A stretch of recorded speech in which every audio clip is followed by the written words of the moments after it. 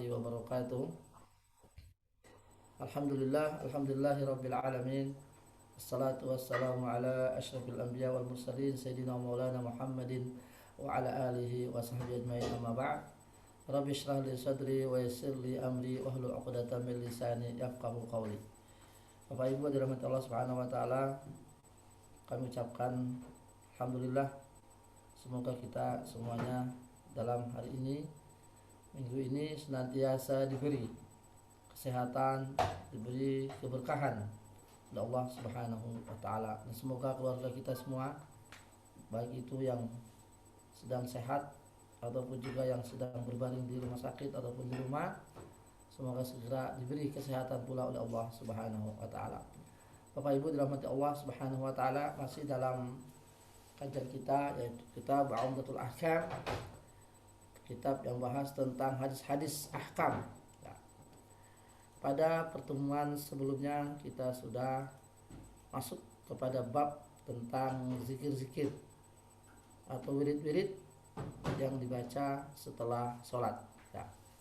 Berikut ini juga tambahannya. An Sumayyah maula Abi Bakar ibn Abdurrahman ibnul Harith ibn Hisham an Abi Saleh As-Samman an Abi Hurairah. Dari Sumayyah, mantan budak Abu Bakar Abdurrahman. Jadi maula itu kalau di dalam bahasa Arab adalah mantan budak. Jadi dia dibebaskan oleh Abu Bakar. Jadi Sumayyi ini adalah dulu dia budak, kemudian oleh Abu Bakar ibn Abdurrahman dibebaskan. Jadilah dia menjadi maula Abu Bakar. Ya. Sehingga nanti Sumayyah ini menjadi apa istilahnya, pembantu, ya, ataupun menjadi orang yang berada di keluarga Abu Bakar. Tapi bukan adopsi, ya, bukan, tapi maula namanya, dari maula. Dialah nanti yang menjadi Abu Bakar lah nanti yang menjadi ahli warisnya jika seumpama Sumayyah ini meninggal, gitu. Al-wala namanya. Ya. Maula Abi Bakar ibn Abdurrahman ibn al-Harith ibn Hisham an Abi Saleh, ya, an Abi Saleh an ibni Hurairah radhiyallahu an Abi Hurairah, maaf, ya, Abu Hurairah ini adalah sahabat Nabi. Anna fuqara al-muhajirin, ya, Abu Hurairah bercerita bahwa suatu hari orang-orang fakir dari kalangan muhajirin, ya, kita tahu muhajirin adalah orang-orang yang berhijrah bersama Rasulullah dari Mekah ke Madinah. Ya, jadi mereka semua dari Quraisy, dari Mekah. Adapun yang menyambut mereka di Madinah namanya Ansar. Nah, tentu di antara kalangan muhajirin ini, ya, tidak semuanya orang berkecukupan. Di antara mereka barangkali ada yang pas-pasan. Nah, anna fuqara al-muhajirin atau Rasulullah.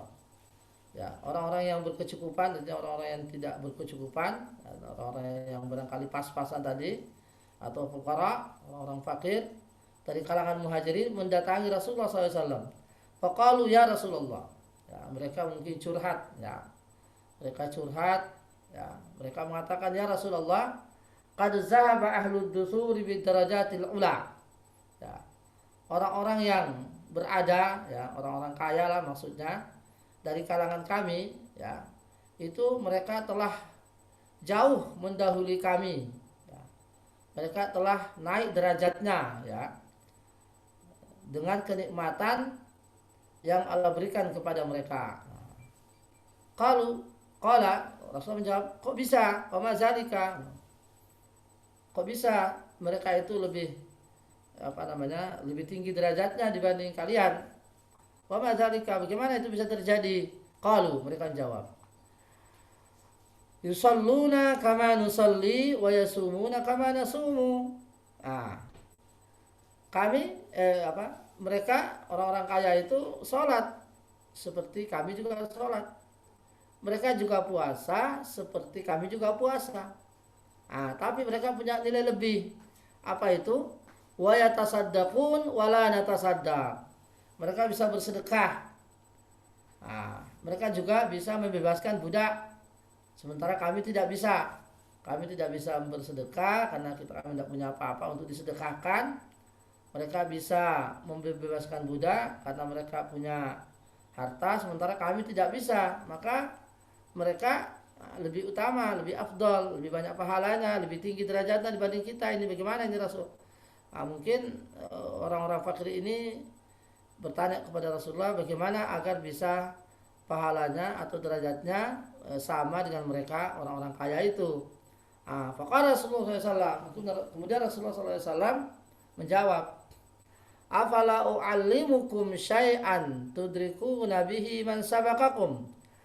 Maukah kalian aku ajarkan kepada kalian sesuatu yang dengannya ya kalian bisa menyamai mereka, bisa menyamai orang-orang yang mengalahkan kalian tadi dalam hal pahala itu.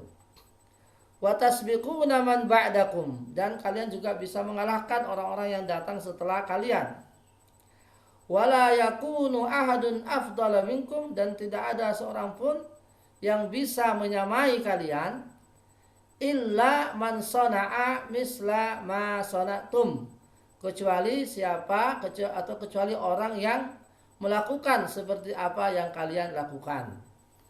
Jadi Rasulullah memberikan suatu tip ya agar fuqara fakir muhajirin ini tadi bisa memperoleh derajat seperti orang-orang kaya tadi.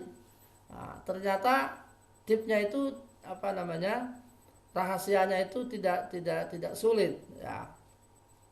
Qalu bala ya Rasulullah. Oh, kami senang sekali ya Rasul. Apa itu?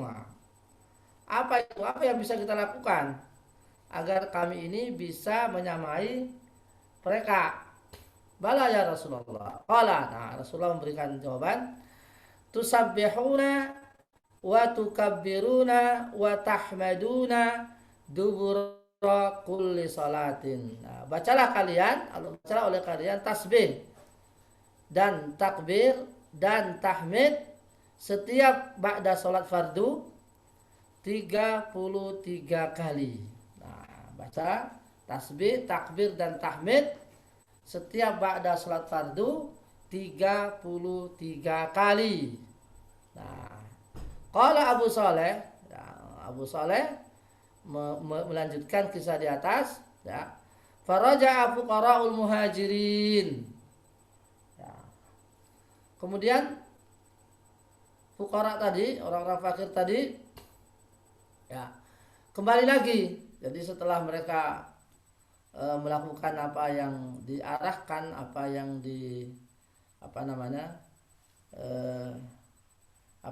diajarkan oleh Rasulullah tadi ya, setelah beberapa saat balik lagi mereka fuqara muhajirin ini tadi dan curhat lagi.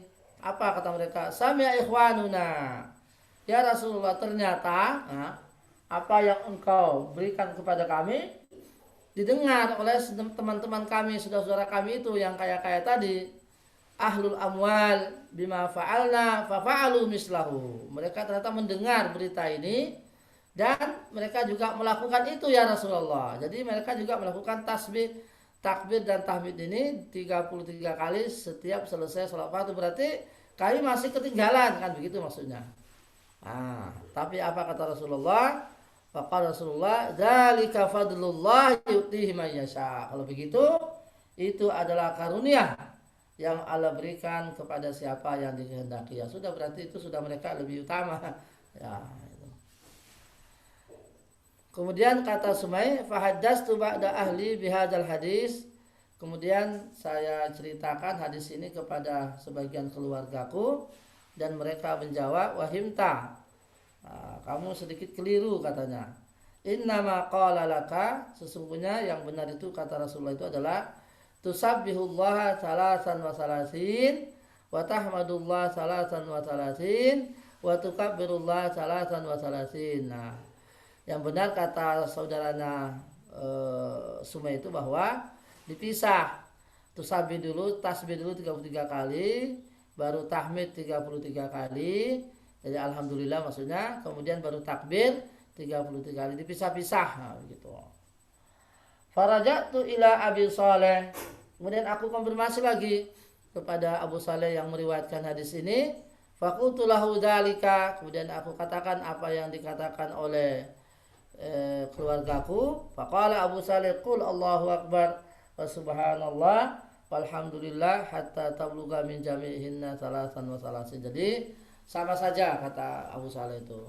Kamu mau menggabung, memisah-misah juga bisa, menggabung juga bisa, memisah-misah juga bisa. Jadi subhanallah sampai 33 kali, baru alhamdulillah sampai 33 kali, baru Allahu akbar sampai 33 kali, atau 31 subhanallah walhamdulillah wala ilaha illallah akbar satu. Kemudian subhanallah walhamdulillah wala ilaha illallah wallahu akbar sampai itu sama. Nah, memang yang lebih gampangnya adalah dipisah-pisah. Tasbih 33 kali, tahmid 33 kali, baru Allahu akbar 33 kali. Ya, dari fikih hadis di atas, sekali lagi ini adalah salah satu zikir atau wirid yang kita baca menjelang setelah sholat fardu, semua sholat fardu, zuhur, asar, maghrib, isya, zuhur, asar, maghrib, isya, dan subuh. Ya, itu semuanya 33 kali. Kemudian Bapak Ibu dirahmati Allah Subhanahu wa taala, faedah yang bisa kita ambil dari hadis di atas adalah ar-ruju' ila ahli ilmi bil masail asy-syar'iyyah. Hendaklah kembali kepada para ulama ya dalam hal masalah-masalah agama, masalah-masalah syariat. Jadi para sahabat Nabi tadi, para muhajirin itu merujuk kepada Nabi sallallahu alaihi wasallam. Jawazus syaqwa lil qadi. Ini juga menunjukkan bahwa seorang warga boleh curhat ya, boleh mengeluh, boleh mengajukan apa yang menjadi permasalahannya kepada hakim ya. Kemudian raghbatus sahabat radhiyallahu anhum fil akhirah. Ini hadis ini menunjukkan bahwa para sahabat itu sangat menghendaki kehidupan akhirat. Wa hirsum asyadid ala tahsilil ajr, dan semangat mereka untuk memperoleh pahala yang sebanyak-banyaknya. Ya. Kemudian faedah jawazut tanafus fi amalil khair. Boleh berlomba-lomba dalam hal kebaikan. Nah, seperti fasabiqul khairat. Ya, berlomba-lomba kalian dalam hal kebaikan. Bayanu malil faqir min ajrin azim in radiya wajada fi ta'. Ini sangat penting sekali faedahnya, bahwa penjelasan bahwa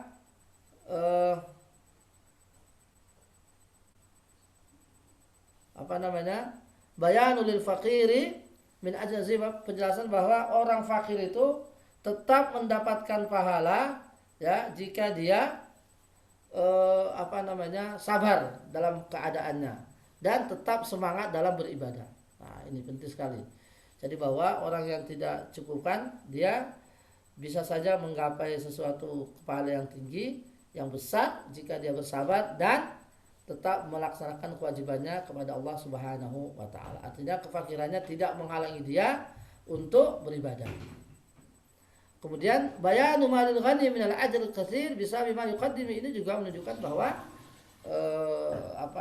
fadilah, keunggulan yang diperoleh bagi orang yang kaya ya, karena apa yang dia laksanakan, apa yang dia lakukan dengan bersedekah tadi ya.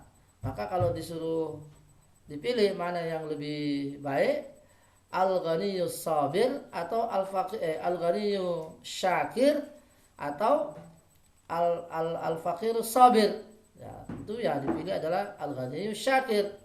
Nah, mana yang lebih afdal, orang kaya tapi bersyukur atau orang fakir tapi bersabar ya, lebih kita pilih yang pertama, al-ghaniyu asyakir ya, seperti Nabi Sulaiman umpamanya ya. Ini ada WA, mohon maaf saya bacakan dulu.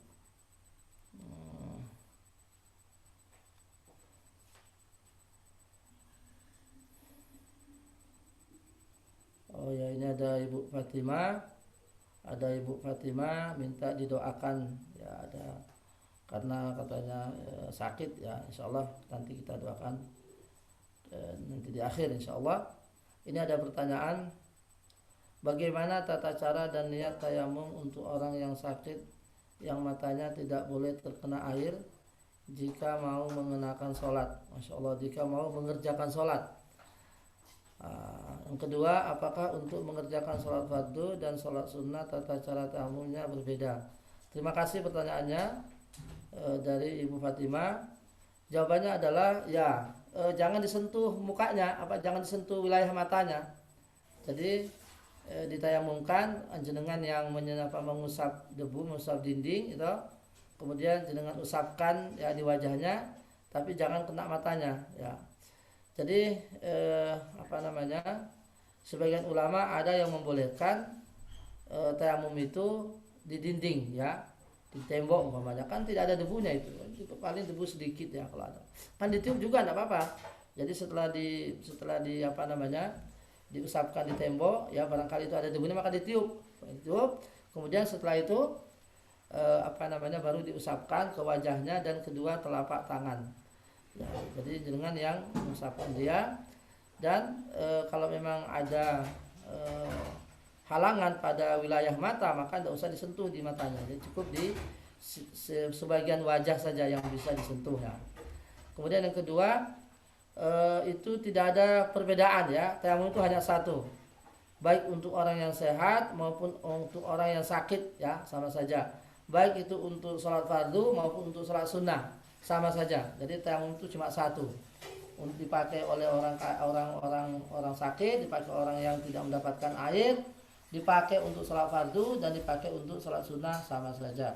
Nah, jadi Bapak Ibu rahmati Allah Subhanahu wa taala, jika harus milih al-ghaniyus syakir atau al-faqirus sabir, ya milih yang pertama, al-ghaniyus syakir ya, orang kaya tapi bersyukur ya. Semua mendapat tempat di sisi Allah Subhanahu wa taala selama dia pandai membawa diri ya. Orang yang berkecukupan pandai membawa diri itu juga derajatnya tinggi. Orang yang fakir pandai membawa diri itu juga derajatnya tinggi di sisi Allah Subhanahu wa taala. Kemudian Bapak Ibu,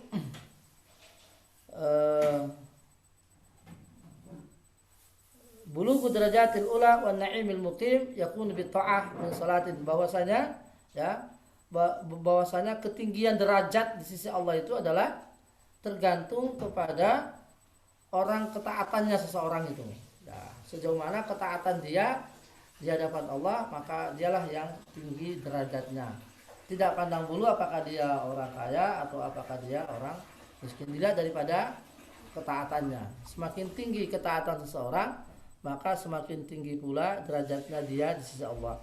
Maka inna akramakum indallahi atqakum, sesungguhnya orang yang paling mulia di sisi Allah adalah orang yang paling takwa. Nah, orang takwa ini tidak mesti didominasi oleh orang kaya atau tidak mesti didominasi oleh orang fakir miskin, semuanya bisa.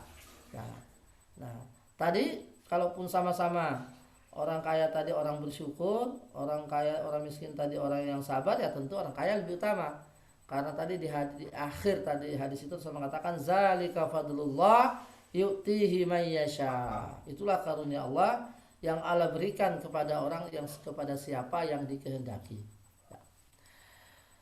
Kemudian ikhtiyaru uslubin najih yulfitun nazar wal qalb lil mukhatab. Ini juga bagus ya. Jadi memakai kata atau struktur kata yang bisa membuat orang tertarik. Tadi Rasul mengatakan afala u'allimukum, maukah kalian saya beritahu. Nah, itu tentu mendengar pertanyaan seperti itu, tawaran seperti itu, biasanya orang akan memperhatikan dan senang ya.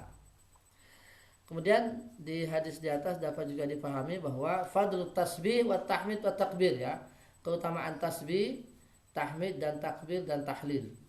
Subhanallah walhamdulillah wala ilaha illallah Allahu akbar ya. Tasbih, tahmid dan takbir, subhanallah walhamdulillah ya. Al-mahabbah bainal fuqara wal aghniya fi allati faqudat fi hadzal zaman. Ini bahwa hendaklah antara fakir dan kaya itu sebetulnya sebaiknya tidak ada jurang pemisah, artinya masing-masing saling mencintai, masing-masing saling menyayangi seperti pada zaman Nabi Shallallahu Alaihi Wasallam. Ini yang barangkali pada zaman sekarang mulai terkikis ya, dimana orang sudah sibuk dengan dirinya sehingga dia tidak memperhatikan di sekelilingnya. Meskipun ada saja orang-orang yang tetap menjaga persaudaraan, menjaga kasih sayang antara mereka dan orang-orang yang tidak punya. Kemudian Bapak Ibu, fadlullahi wasi'un azim, bahwa karunia Allah itu luas. Ya, karunia itu sangat luas dan sangat agung. Lakin yakhussu bihi man yasha' min ibadihi. Tapi Allah kadang-kadang menghususkan ya karunia-Nya itu kepada hamba yang Dia kehendaki. Jadi Allah Maha berkehendak siapa yang dipilih untuk diberi karunia. Al-inayatu bi'adadil azkari wa dabtiha duna ziyada wala nuqsan.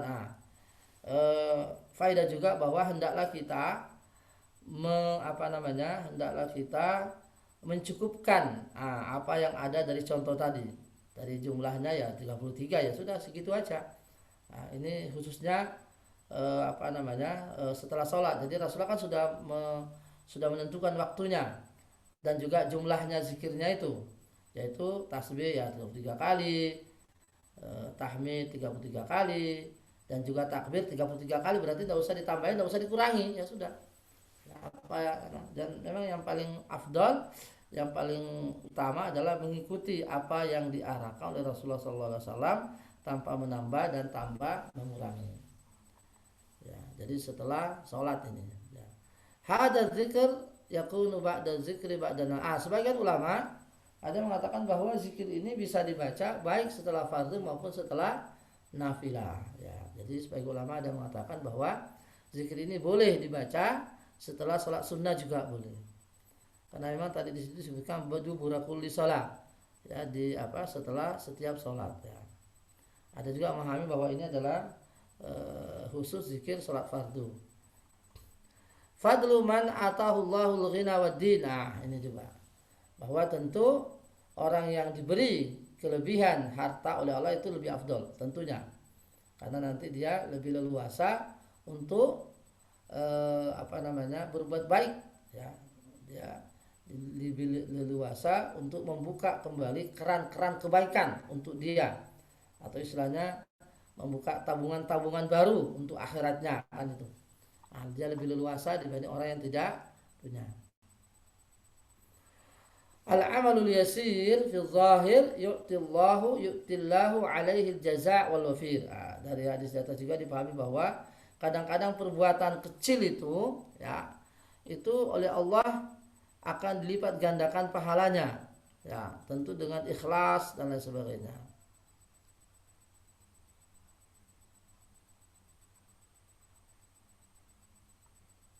Ini bagus sekali pertanyaannya. Tanya Ustadz, bagaimana tata cara menjawab azan yang sangat berdekatan dengan speaker yang keras terdengar? Lalu bagaimana cara sholat sunnah qabliyah sunnah? Oke. Jadi azan atau masjid ya yang jenengan berhak untuk dijawab itu adalah yang dimana jenengan sholat, itu atau yang paling dekat dengan rumah jenengan ya. Jadi umpamanya di rumah, di masjid, di perumahan ada dua masjidnya, yang paling dekat dengan rumah atau yang biasa jenengan sholat di situ, itu yang lebih berhak ya untuk dijawab azannya. Ya memang kadang-kadang saling bersamaan ya, sementara ada yang menaranya tinggi ya, semua atau menaranya tinggi semuanya, jadi suaranya sama-sama keras. Ini yang mana dijawab ya? Yang paling dekat dengan ya dengan tempat dengan sholat. Kemudian yang kedua, bagaimana tata cara sholat sunnah qabliyah? Apakah harus menunggu kedua masjid itu selesai azan? Ya, menunggu masjid yang azannya dengan tempat sholat. Ya, umpamanya saya sholatnya di sini, ya sudah nunggu azan itu aja. Yang lain biarin, ya itu tidak usah diperhatikan. Yang dekat dengan jenengan aja, yang tempat jenengan mau sholat subuh, ya itu. Itulah nanti yang menjadi patokannya. Ya, sholat qabliyah subuh. Jadi setelah mendengar azan yang di mana kita akan sholat subuh, atau di mana kita biasa sholat subuh berjamaah. Nah, jadi Bapak Ibu dirahmati Allah Subhanahu Wa Taala, bahwa amal yang sedikit itu oleh Allah dijawab atau direspon atau diberi pahala jauh lebih besar. Ya, tentu dengan keikhlasan ya, dengan keikhlasan yang tinggi, maka insya Allah amal sedikit ya, tapi oleh Allah akan dijawab dengan balasan yang besar pula. Nah, Kemudian Bapak Ibu dirahmati Allah Subhanahu wa taala, hadis berikutnya, an Aisyah radhiyallahu anha anna Nabiyya shalla fi khamisatin laha a'lam fanazara ila a'lamiha nazra falamman sarab qala izhabu bi khamisati hadhihi ila Abi Jaham wa'tuni bi ambijaiyah Abi Jaham fa innaha alhatni anifan an salati. Ini berkaitan dengan gangguan-gangguan ya, atau yang membuat kita tidak konsentrasi ketika di dalam sholat, baik itu warna-warni sujadah, warna-warni pakaian, atau warna-warni tembok. Nah, ini maka sebaiknya memang ketika kita sholat itu tidak ada hal-hal yang bisa mengalihkan ya fokus kita kepada sholat ya. Aisyah bercerita ini, Aisyah radhiyallahu anha bercerita bahwa Nabi pernah diberi hadiah oleh Abu Jaham, yaitu baju dengan berbagai macam motif. Jadi baju tapi di warna-warni, jadi motifnya warna-warni. Nah, jadi mungkin ada warna cerah dan sebagainya di bajunya itu. Nah, ketika beliau sholat ya, mungkin barangkali beliau melihat ke warna-warni bajunya itu karena mencolok sekali barangkali. Ya, fanazara ila a'lamiha. Nah, kemudian beliau melihat baju yang sangat bagus dan coraknya, kemudian warna-warninya, motifnya dan sebagainya itu. Falamman sarafa, maka setelah beliau selesai sholat, beliau bersabda, izhabu bi khamisati hadhihi ila Abi Jaham. Tolong kembalikan baju ini ke Abu Jaham dan mintakan gantinya dengan merek yang lain, dengan motif yang lain, artinya yang tidak usah banyak warna. Bi imbijaiyah, yaitu jenis imbijaiyah ini jenis baju yang lain yang barangkali tidak ada gambar-gambar, tidak ada motif-motifnya dan lain sebagainya. Fa inna alhatni, kata Rasulullah, karena baju pertama itu ya, itu mengganggu konsentrasiku ketika aku sholat. Ya, jadi al-khamisah ini semacam baju atau pakaian yang segi empat yang banyak gambar-gambarnya. Ya, kalau ambijiyah kisaul ghaliz, ya ini katanya ini dari Yaman katanya. Kalau kisah ini pakaian biasa, ya agak tebal tapi tidak ada warna-warninya. Ya. Nah, dari hadis di atas dapat kita pahami ya bahwasanya Rasulullah SAW juga manusia biasa ya, jadi apa yang menjadi gangguan dari manusia biasa ya beliau juga bisa terkena itu ya. Maka beliau mengembalikan baju itu dengan meminta gantinya. Fikul hadis dalil ala jawazi lubsi thawbi zil alam. Nah, dari hadis di atas ya boleh kita memakai pakaian dengan banyak corak, dengan banyak warna ya. Nah, khusus untuk sholat barangkali jangan dipakai kan gitu. Istighalul fikri fi sholati syai'an yasir la yubtiluha. Nah, kemudian ketika kita sedikit ada pikiran ya, ketika pikiran kita sibuk ya dengan sesuatu hal yang bukan dari sholat dan itu hanya sedikit, itu insya Allah tidak membatalkan sholat. Jadi Rasulullah tadi kan tidak mengulangi sholatnya ya, beliau mengaku bahwa warna-warni tadi mengganggu, tapi beliau tidak mengulangi sholatnya, tidak mengulang. Ya, jadi tetap sah itu. Ya barangkali kurang kurang sempurna barangkali, tapi tetap sah itu. Karena Rasulullah tidak mengulang sholatnya. Kemudian al-hirs ala talabil khusyuk bis shalah. Nah, bahwa diminta kita untuk ketika sholat itu selalu dalam keadaan khusyuk. Wal iqbali alaiha, dan betul-betul masuk dalam sholat itu dalam kondisi akal pikiran kita siap ya, dan menjauhkan semua gangguan yang bisa ya mengalihkan pikiran dan hati ya dari amalan-amalan dan kekhusyuan sholat ya. Jadi yang diminta ya memang begitu, bahwa kita diminta untuk khusyuk ya. Maka sebaiknya khusus sholat itu diambil pakaian yang lain gitu istilahnya ya. Ya biasanya kan Rasulullah itu pakai putih ya. Tapi sekali lagi ya, kalaupun pakai yang lain juga tidak apa-apa, yang penting suci ya. Al-hirs ala adamil iltifat, ya, artinya dianjurkan untuk tidak tolak-toleh, ya, atau melihat ke yang lain selain kepada titik-titik sholat. Ya, titik sholat itu ya titik sujud itu. Nah, karahiyatu at-tazwiq war rusum ini.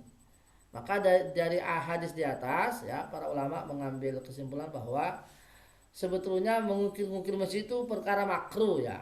Jadi sebaiknya masjid itu ditinggalkan, ya, warna dasar saja, warna putih, ya. Artinya tidak mengalihkan perhatian, ya. Kalau diperindah kemudian warna-warni dan sebagainya nanti bisa mengganggu kekhusyuan itu. Jadi sebaiknya masjid itu jauh dari hal-hal demikian. Kalaupun mau ditulisi seperti ayat kursi dan sebagainya, barangkali warnanya yang dirubah, ya. Warnanya tidak sampai membuat orang itu menjadi tertarik kepada warnanya daripada masjidnya. Ya, sementara masjid itu ya tempat untuk khusyuk, untuk konsentrasi menghadap Allah, bukan melihat seni. Nah, barangkali ya.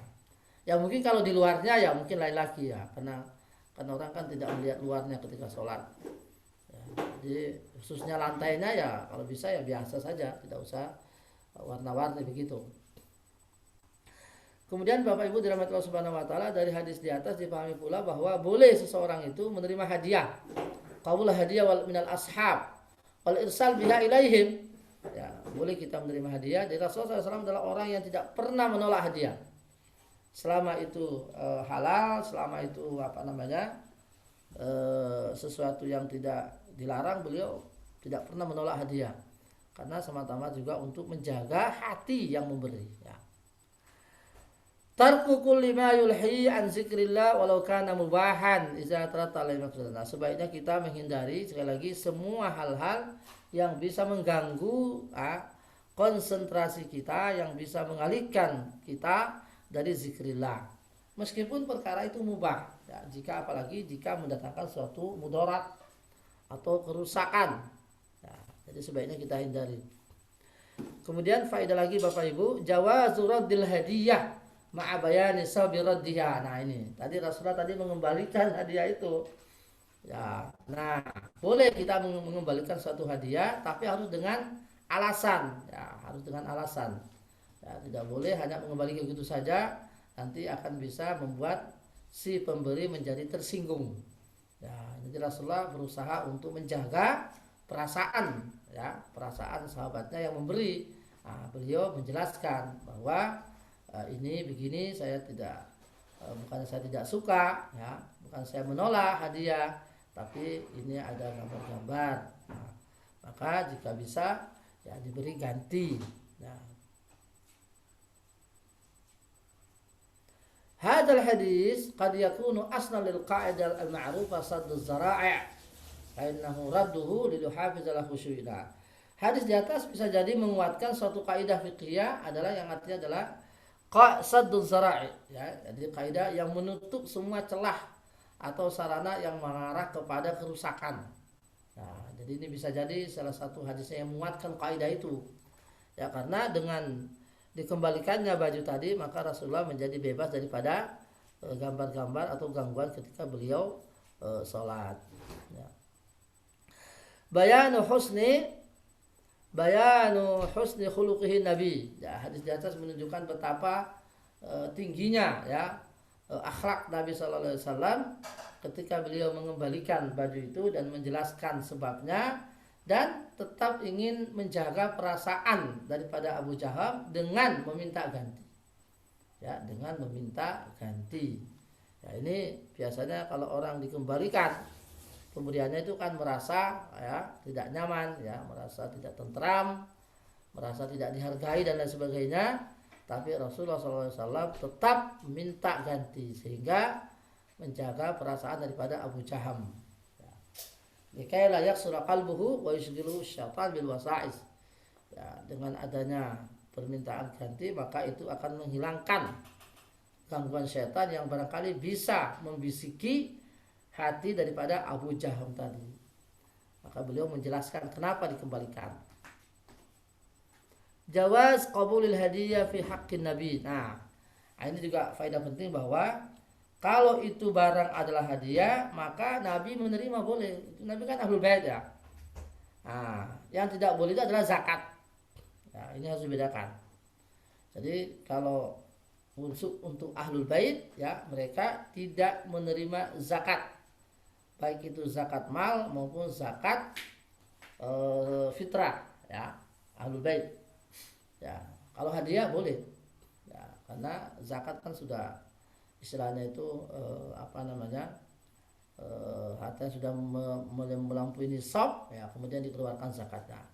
Kalau hadiah kan tidak mesti orang kaya ya, jadi Rasulullah dan keluarganya ahlul bait itu tidak boleh menerima zakat. Siapa ahlul bait itu ya?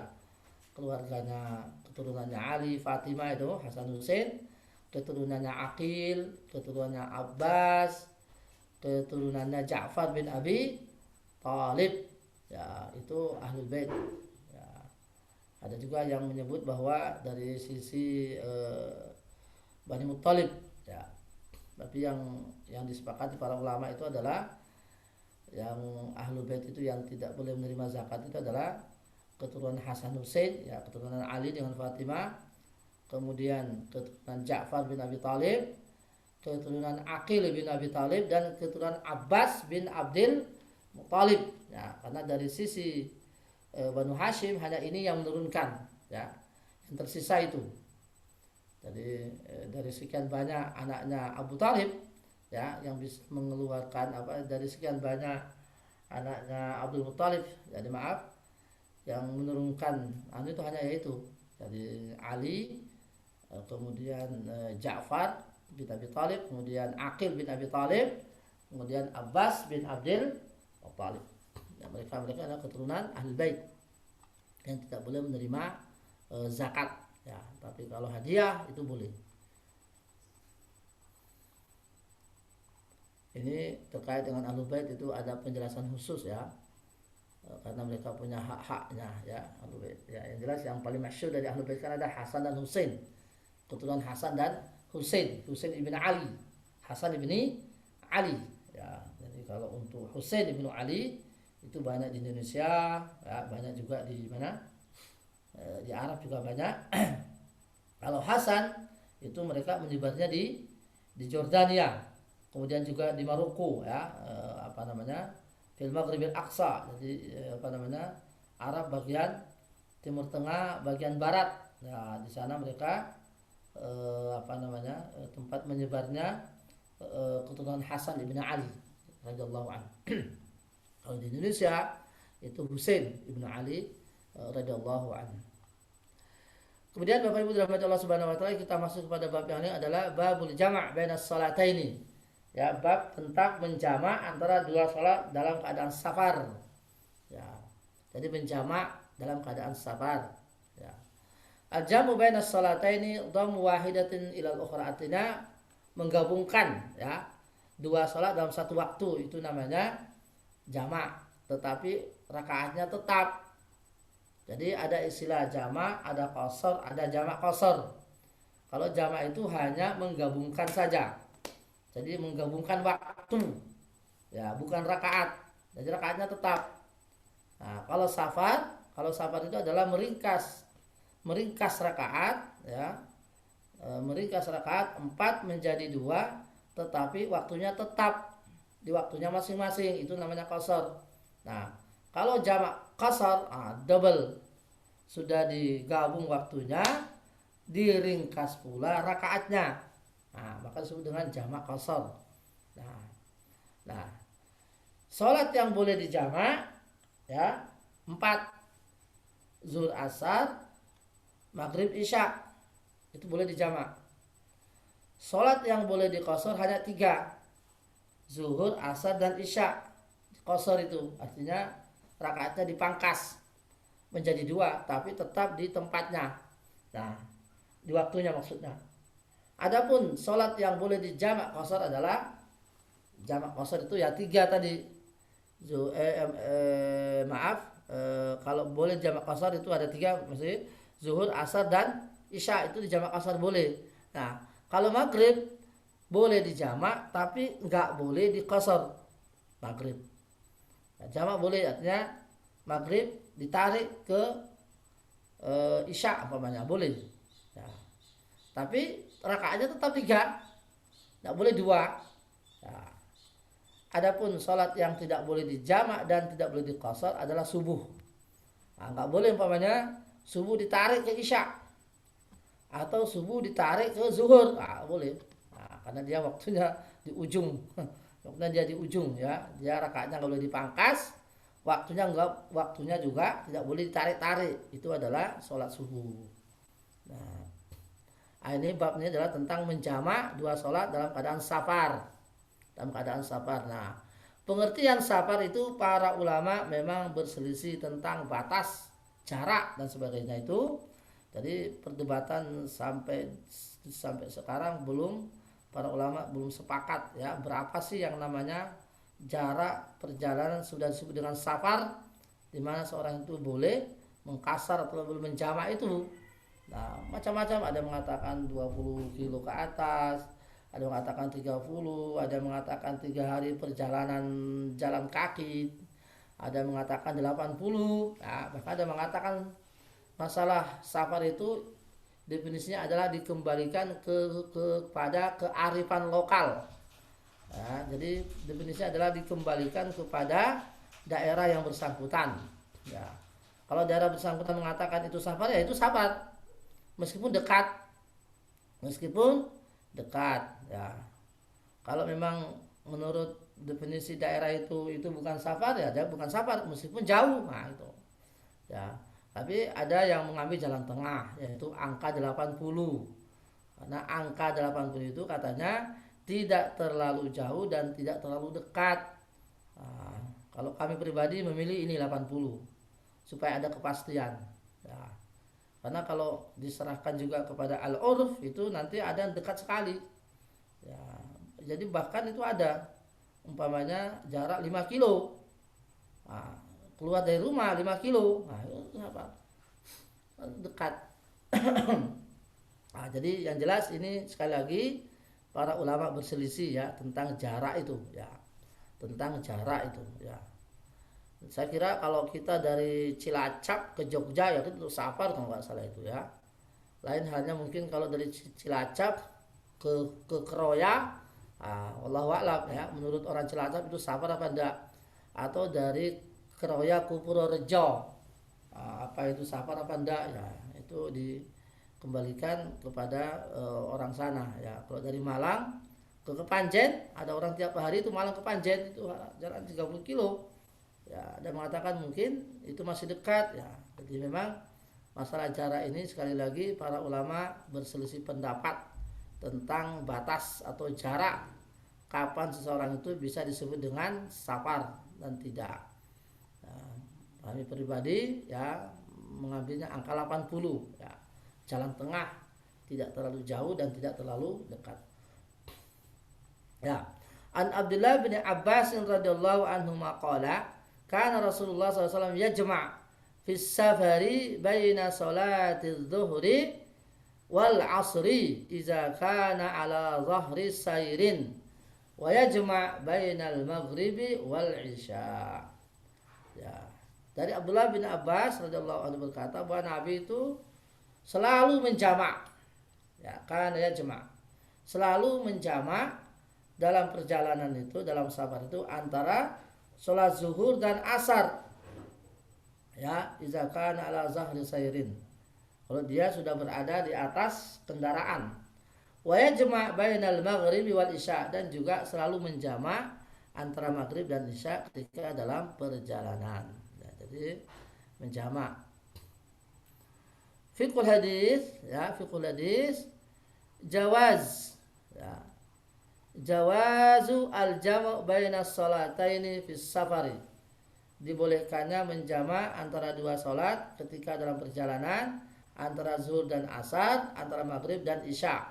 Ya, sekali lagi zuhur dan asar, maghrib dan isya. Tidak boleh maghrib dan asar, tidak boleh. Ya, jadi yang boleh adalah zuhur dan asar, maghrib dan isya.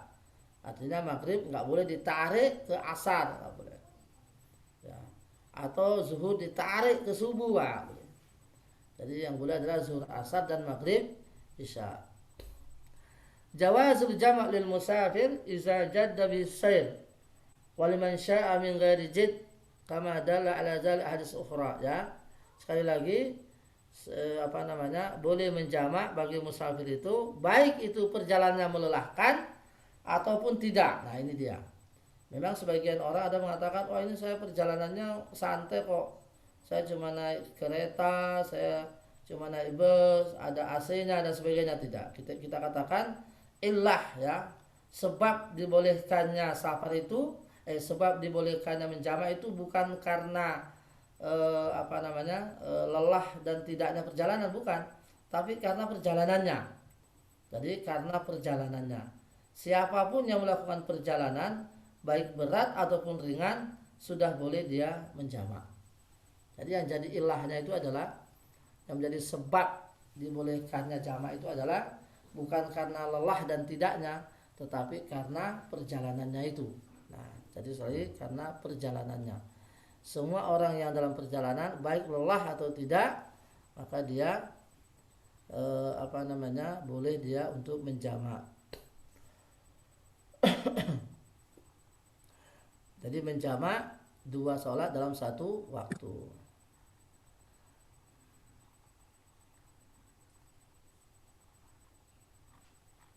Ini sedikit ada perbedaan para ulama, tapi saya tidak menyinggung itu. Ya, kita langsung kepada hadis-hadisnya saja. Intinya bahwa hadis di atas menunjukkan bahwa orang itu boleh menjamak, ya, orang musafir itu boleh menjamak sholatnya. Nah, kemudian Bapak Ibu dirahmati Allah Subhanahu wa taala, ya, ini perbedaan para ulama yang berkaitan dengan jarak tadi yang sangat panjang sekali. Ya, kita lanjut kepada hadis yang berikutnya saja. Babu qasrina. Kalau tadi menjamak, sekarang qasar. Nah, kalau qasar itu tadi, kalau jamak tadi menggabung, ya. Nah, sekarang qasar itu adalah meringkas rakaatnya. Ya. Huwa iqtisarul musalli ala rakaatain bis salawatir ruba'iyyah wa hiya dhuhur wal 'asr wal 'isya, yaitu meringkas atau memangkas rakaat pada salat-salat yang 4, yaitu zuhur, asar dan isya. Wa naqala Ibnu Munzir al-ijma' ala annahu la qasar fil maghrib. Ibnu Munzir menukilkan bahwa ijma' para ulama bahwa maghrib dan sholat subuh tidak boleh dipangkas, ya, tidak boleh dipangkas, ya, tidak boleh dipangkas, yaitu maghrib dan subuh, ya. Jadi zuhur, asar dan isya itu hanya yang boleh dipangkas, ya. An Abdullah bin Umar radhiyallahu anhu qala sahibtu Rasulullah fakana la yazidu fi safari ala rak'atain wa Abu Bakar wa Umar wa Utsman. Jadi Abdullah bin Umar bercerita radhiyallahu anhu, saya pernah bergabung menemani, ya, menyaksikan, ya, ikut rombongan, ya, Abu Bakar, rombongannya Rasulullah, rombongannya Abu Bakar, rombongannya Umar dan Utsman dalam perjalanan, ya.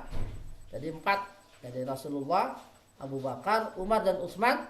Saya pernah satu rombongan dengan mereka, kata Abdullah bin Umar, dan dalam perjalanan mereka tidak pernah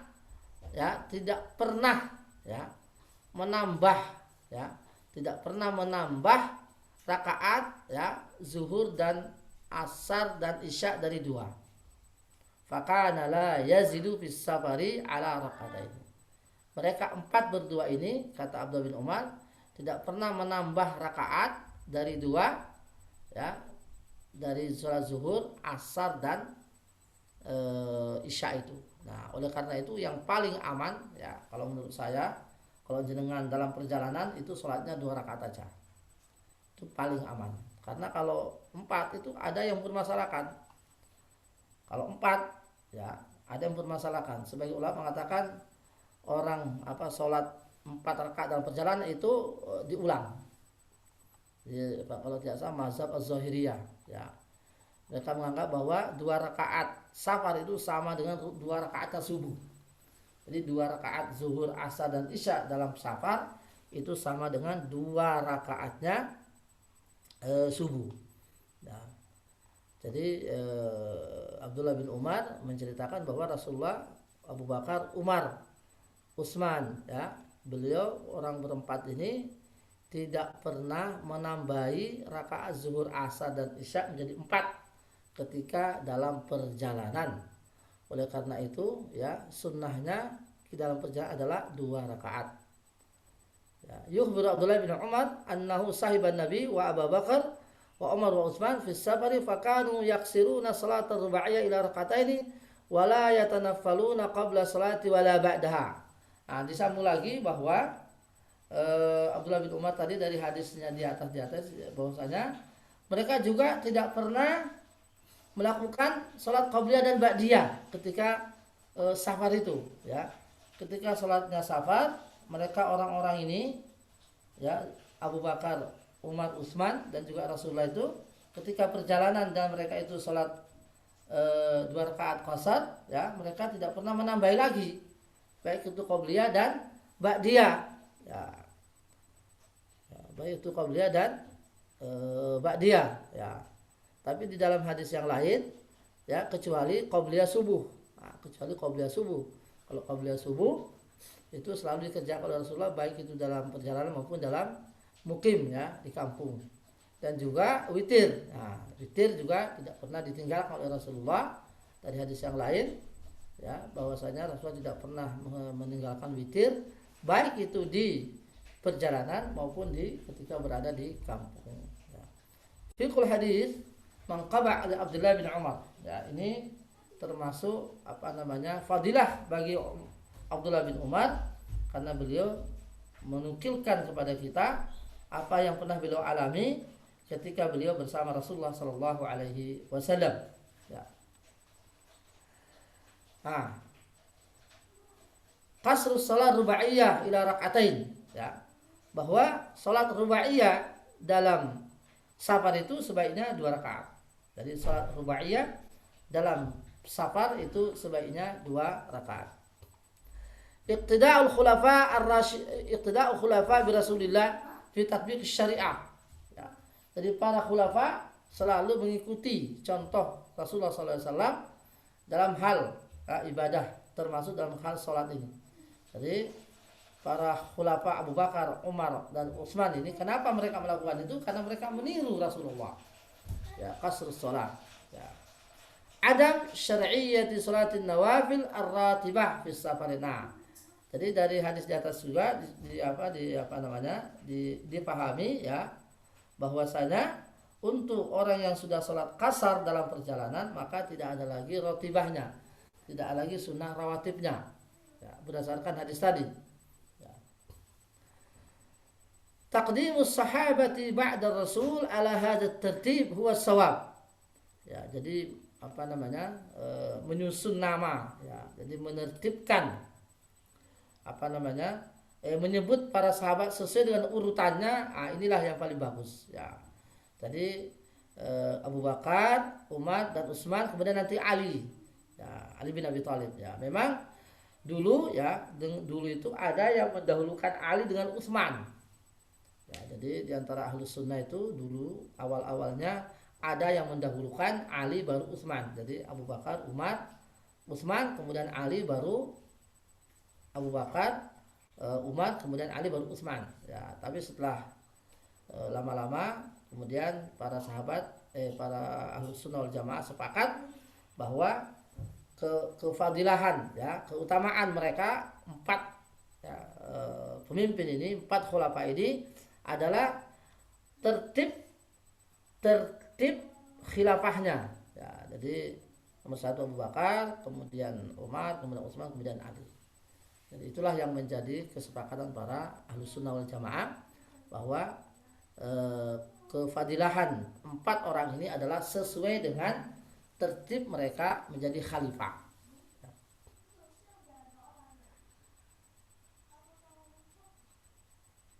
Hujjiyatu manhajis salaf wa sihhatul iqtida' fahmul wasita fit tabligh bainana wa bain Rasulillah, ya. Jadi pemahaman as-salafus saleh dalam hal beragama itu lebih diutamakan, ya, daripada orang-orang setelahnya. Kenapa? Karena mereka adalah orang yang paling dekat zamannya dengan Rasulullah. Jadi pemahamannya sahabat dalam hal agama itu diutamakan daripada orang lain. Ya, karena mereka adalah orang-orang yang mengalami peristiwa bersama Rasulullah Shallallahu Alaihi Wasallam. Jadi apa yang menjadi kesepakatan para sahabat, terutama Khalifah 4, ya, maka itu lebih diutamakan ya daripada yang lain. Karena mereka adalah orang-orang yang hadir bersama Rasulullah ketika syariat ini dijalankan. Mereka menyaksikan turunnya Al-Quran. Mereka menyaksikan ketika Rasulullah didatangi oleh Jibril dalam bentuk manusia dan lain sebagainya. Nah, ikhtilaf ulama fil qasri hal huwa wajib aw la. Ya. Jadi para ulama berselisih apakah 2 rakaat qasar itu wajib apa enggak. Ya, dalam arti bahwa kalau orang itu sholat 4 rakaat dalam qasar maka disebut dengan batal. Umpamanya kan begitu. Ya, memang ini para ulama berselisih, ada mengatakan bahwa 2 rakaat safar itu sama dengan 2 rakaat subuh. Ya. Ada yang menyebut bahwa itu hanyalah rukhsah saja. Ya, jadi kalaupun mengambil 4 ya tidak ada masalah. Itu. Sekali lagi ini para ulama berselisih. Ya. Nah, maka tadi saya katakan untuk lebih amannya, ya, untuk lebih amannya kalau panjenengan dalam keadaan safar itu sholatnya 2 rakaat aja. Ketika jenengan umpamanya berada di dalam perjalanan taruhlah ke Surabaya. Nah, singgah di sebuah masjid musola, di situ sudah tidak ada lagi jamaah. Nah, jenengan hanya rombongan saja itu salah 2 rakaat. Ya, lain halnya jika, nah ini masalahnya adalah kalau kita ikut jamaah masjid. Atau umpamanya dari Cilacap menuju Jogja, ya, sehingga umpamanya di Purworejo atau di Keroya umpamanya. Nah, di sana ada jamaah.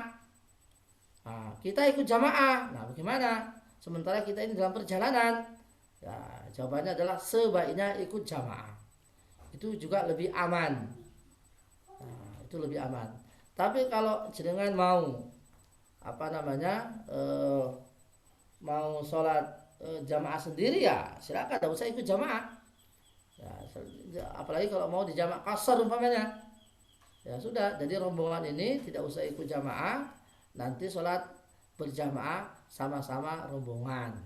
Nah, karena dia mau ke Jogja, maka boleh menjamak juga boleh, mengqasar juga boleh, sehingga jamak qasar khusus jamaah ini rombongan musafir ini. Nah, kalau masuk rombongan, masuk jamaah masjid ya sebaiknya ikut masjid itu. Ya.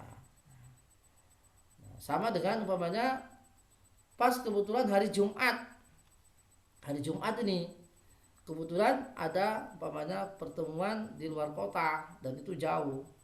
Ya, ternyata pas di tengah perjalanan singgah di sebuah masjid, di situ ada Jumatan. Nah, ada Jumatan. Ikut Jumatan, ikut dengar khutbah. Nah, ikut dengar khutbah.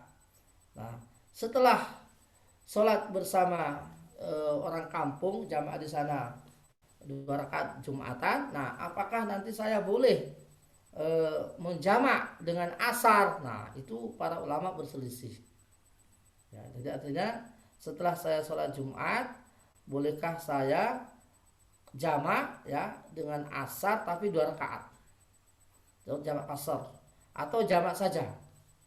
Nah, di sini para ulama berselisih karena tidak pernah di dalam sejarahnya Rasulullah itu ya, beliau itu tidak pernah Jumatan dalam perjalanan. Ya, jadi Rasulullah itu tidak pernah Jumatan dalam perjalanan, tidak pernah. Ya, karena memang Jumatan itu tidak diwajibkan bagi orang musafir. Nah, jadi tadi dalam kasusnya tadi seperti itu, ketika jenengan keluar kota dan jauh, ya, kemudian pas hari Jumat mau Jumatan nanti bergabung dengan jamaah ya monggo. Nah, setelah Jumatan apakah boleh menjamak qasar asar? Nah, ini dia perdebatannya. Di antara para ulama mengatakan tidak ada, karena Rasulullah tidak pernah menjamak Jumatan dengan asar. Yang dijamak dengan asar itu adalah zuhur, bukan Jumat. Nah, ini ada yang mengatakan Jumat itu sudah mewakili zuhur, apalagi 2 rakaat. Nah, maka dia boleh melakukan asar jamak asar 2 rakaat. Nah, itu. Ini sebagian ulama mengatakan demikian. Nah, jadi kalau di dalam sejarahnya Rasulullah nggak pernah. Nah, karena memang orang yang dalam perjalanan itu nggak boleh tidak wajib Jumatan memang. Yang wajib Jumatan itu adalah orang di kampung. Nah, kalau dalam perjalanan, ya, jadi ini ada khilaf di antara para ulama. Nah, solusinya bagaimana kira-kira? Ya sudah, kalau dengan merasa ragu-ragu, ya sudah, nanti ketika pas hari Jumat ya lewat aja Jumat itu sholat masjid itu lewati aja. Nanti ketika sudah kira-kira sudah lewat waktu Jumatan, baru kita singgah di sebuah masjid yang sudah Jumatan sudah selesai, baru nanti di sana kita sholat zuhur 2 rakaat, kemudian dijamak dengan jamak qasar sholat asar 2 rakaat. Nah, itu lebih aman, sehingga tidak ada lagi was-was, karena toh kita juga adalah musafir. Musafir itu tidak wajib Jumatan. Sekali lagi, musafir itu tidak wajib Jumatan, wajibnya adalah sholat zuhur. Nah, saya kira demikian, mudah-mudahan ada manfaatnya. Kita doakan salah satu dari anggota kita, yaitu Ibu Fatimah, ya. Bismillahirrahmanirrahim. Alhamdulillahirabbil alamin, hamdan yuwafi ni'amahu wa yukafi mazida. Ya Rabbana lakal hamdu kama yanbaghi li jalali wajhikal karim wa azimi sultanik. Allahumma shalli ala sayyidina Muhammad wa sallim radhiyallahu an kulli sahabati Rasulillah ajma'in. Allahumma taqabbal minna salatana wa qiyamana wa ruku'ana wa sujudana wa takhashu'ana wa tadarru'ana wa tamim taqsirana ya rabbal alamin. Allahumma anfa'na bima 'allamtana wa 'allimna ma yanfa'una warzuqna ilman yanfa'una fid dini wad dunya wal akhirah. Allahumma inna nas'aluka as-sihhata wal 'afiyah. Allahumma shfi mardana wa mardal muslimin. Allahumma shfi as-sayyidah Ibu Fatimah. Allahumma shfi as-sayyidah Fatimah. Allahumma shfiha shifaan la yughadiru saqama. Allahumma rabban nas azbil ba'sa ishfi anta syafi la shifaa illa shifauka shifaan la yughadiru saqama. Allahumma inna nas'aluka as-sihhata wal 'afiyah. Allahumma la sihhata illa ma ja'altahu sihha wa la 'afiyata illa ma ja'altahu 'afiyah. Allahumma shfi mardana wa mardal muslimin. Allahumma shfi mardana wa mardal muslimin. Allahumma iza maridna fa anta tashfina. Allahumma iza maridna fa anta tashfina. Allahumma shfi as-sayyidah Fatimah. Allahumma shfi as-sayyidah Fatimah.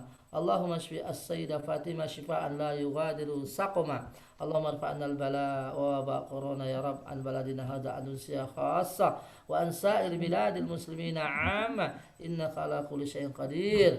Allahumma khtimna min hadhihi dunya bi husnil khatimah wa la takhtimna min hadhihi dunya bi su'il khatimah. Allahumma la tad'na zamban illa ghafarta wa la hamman illa farajta wa la maradan illa shafaita wa la maradan illa shafaita wa la maradan illa shafaita wa la hajatan min hawaijid dunya illa addaitahu lana ya qayyum ya aziz innaka antas sami'ud du'a. Rabbana atina fid dunya hasanah wa fil akhirati hasanah wa qina adzabannar. Wa sallallahu ala nabiyyina Muhammadin wa ala alihi wa sahbihi wa baraka wa sallam. Subhanakallahumma bihamdik asyhadu an la ilaha illa anta astaghfiruka wa atubu ilaika wal afu minkum. Wassalamu alaikum warahmatullahi wabarakatuh. Waalaikumsalam. Terima kasih Ustaz. Maturun Ustaz. Maturun Prosedur. Sofia Prosedur Bapak ini menjadikan Ustaz. atas doanya Bapak Ibu semua. Terima kasih.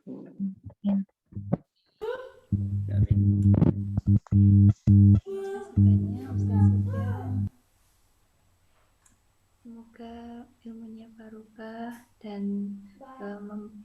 menyempurnakan kehidupan kita sehari-hari.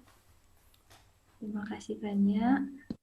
Untuk selanjutnya, Bapak Ibu ada belajar tahsin Al-Quran bersama Ustazah Murti Ningsih.